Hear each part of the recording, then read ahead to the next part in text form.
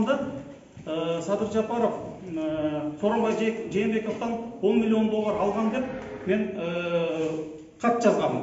Ошондо Белис Аспековдун жаңы колдоо штабы ачылган, ошол адвокаттар аркылуу ошол катты мен бергенмин. Анан балдар ошол катты могу распискалар менен, азыр мына оригинал распискаларын алып келдим.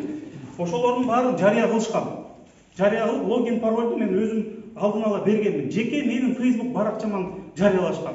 Жарыялагандан кийин 5 саат өтпөй бийлик тарабынан булар хакерлерди жалдап туруп, ошол маалыматтарды бириктирип, взломать этип туруп менин аккаунтумду өчүрүп салган. Өчүрүүнүн алдында 1000 деген комментарийлер, 1000 деген перепост болуп калган. Элестеткиле, ошонун баарын заматта булар өчүрүп салган. Анан кийин булар эмне кылат? Өчүрүп салып туруп, ошол информацияны жокко чыгарганга аракет кылышат да. Макул дедик, өчүрсүн, бирок ошондо массалык маалымат каражаттарынын өкүлдөрү ошол распискаларды, ошол текстти мен жазган катты сактап калышкан да. Сактап калып туруп, башка өзүнүн сайттары аркылуу мындай бөлүшүп, ошол коомчулукта чоң резонанс жаралып баштады. МВД иш козгоду. Бирок мага дагы 2 күн ичинде мага дагы бир иш козгоду да. Иш козгоп туруп, мени СИЗО 1-ге булар алып барышат. Толугу менен изолировать этет. Мен бул боюнча комментарий бере албайм, адвокаттар кире албайт, мага полностью мени изоляция кылып салышат. Ошондон бир аз өткөндөн кийин эле булар, мен ойлойм да, мен уверенмин, булар мени өлтүргөнгө барган. Себеби канун бак коюлуп кетип туруп, мен инфаркт алдым. Мен полго жатып калдым. 2 күн мени караган жок булар. Эптеп атып, анан кийин больницага алып бардым. Операция кылышты. Врач айтты, сен өлүп калмаксың деп. Бирок өлгөн жоксуң. МВД иш козгоду.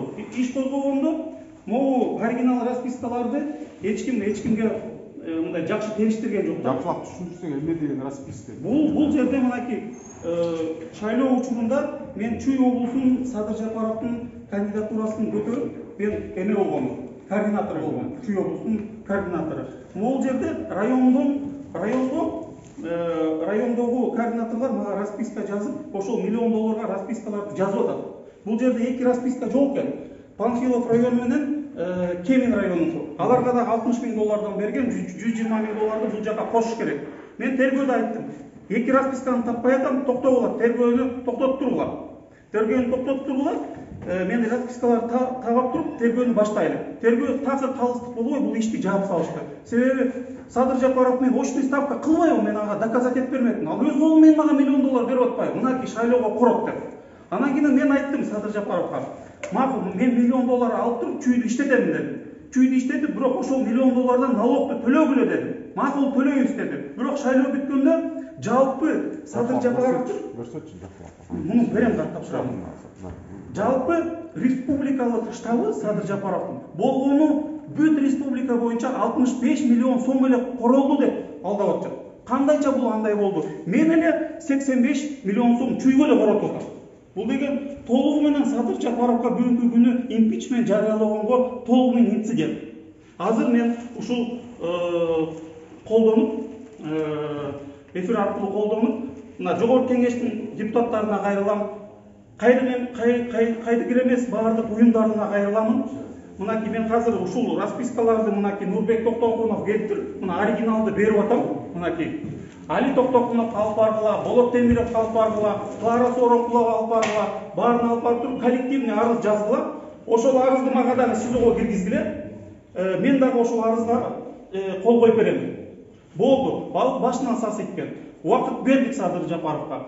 Такыр эле вообще болбой калды. Биз революцияны эмнеге кылдык? Биз революцияны эмне КТМ аппараттар кирсин, казино кирсин, жанына барып туруп аферисттер келсин деп кылдыкпы? Же жер үйдү берип коюш үчүн кылдыкпы? Же мына массалык маалымат каражаттарын баарын кысымга алып, ушундай беспредел болуш үчүн революция кылдыкпы? Жок, андай болбойт. Мына ким корксо, артыма тургула, алдыңарга мен туруп берем. Мына импичментти мен мына ушул кеңештер аркылуу жарыялап атам Садыр Жапаровго импичмент. Азыр бул парламентке толугу менен мындай сыноо келди да. Эгерде парламент туруп берсе, Садыр Жапаровду импичмент аркылуу биз кетиребиз. Башка жол жок. Анан эми коркуп, баягы чимпирик парламентке айланып калса, анда бул парламенттин дагы тагдырын мындай, бул парламент кандай болгон эл коомчулук эме берет да. Болду. Жана WhatsApp группаларда, Facebook группаларда чоң группаларды Садыр Жапаровка импичмент деп туруп баарын атын өзгөрттүлөр. Болду, Садыр Жапаров кетсин, Садыр Жапаровка импичмент деп туруп баарын өзгөртөлү. Болду, мындай уже болбойт да, убакыт бердик. Мына күндөн күнгө беспредел болуп атат. Күндөн күнгө беспредел болуп атат. Бул деген толук менен основания бар. Мен бул райондун координаторлору эч бир күнөөсү жок. Мен буларга акча бердим, булар барып туруп агитаторлорду алды. Биз бир нече миң агитаторлорду алдык. Тергөөдө мен полностью алардын фамилиясын, телефон номерлерин баардыгын берем. Эгерде бул координаторлор жок, андай болбосо, болбойт десе, каллиграфиялык экспертизага берели бул распискаларды. Мына ар бир райондун распискалары турат. Мындан тышкары дагы канча деген чыгымдар болгон. Тонналап бензин алганбыз, кеңселерди төлөгөнбүз, техника алганбыз, канча деген зарплата, канча деген неучтёмкалар да болгон. Билбейм, азыр мынакей ошондо менин ден соолугумду алып булар өлтүргөнгө аракет кылды да. Азыр Кудай буйрса ден соолугум кичине оңолуп калды. Ошондуктан мен бул процессти мына кайта баштап атам. Эми азыр көрөбүз тергөө кандай болсун. Тергөө калыс болсо Садыр Жапаров менен мени очный ставка кылыштын. Депутаттарга дагы азыр кайрылам да, депутаттар мага СИЗОго бергиле комиссия түзүп, мен силерге төкпөй, чачпай баардыгын айтып берем. Коркпогон, алдыңарга мен туруп атам. Артыма эле туруп бергилечи. Садыр Жапаровду биз оңой эле кетиребиз. Эч бир мыйзамды бузбайбыз. Биз бир күнү жапатырмак 20 миң адам чыгарабыз, Садыр Жапаровдун импичментин талап кылабыз. Бул өз ыктыяры менен кетет. 20 миң адам чыкса эле бул өз ыктыяры менен кетет. Ошондо мына карабайсыңар, бул эмне деген беспредел болуп атат. Мына Темирлан Султанбеков деген бир иним бар СДПКдан. Ошону куугунтуктап, эми ошол барып туруп бийлик алды деп айтып атат. Эми мындай болбойт да, эми мына кичинекей баланы куугунтуктап. Орозай Нарматова карындашымдын дипломун тартып алышты го, тартып алышты.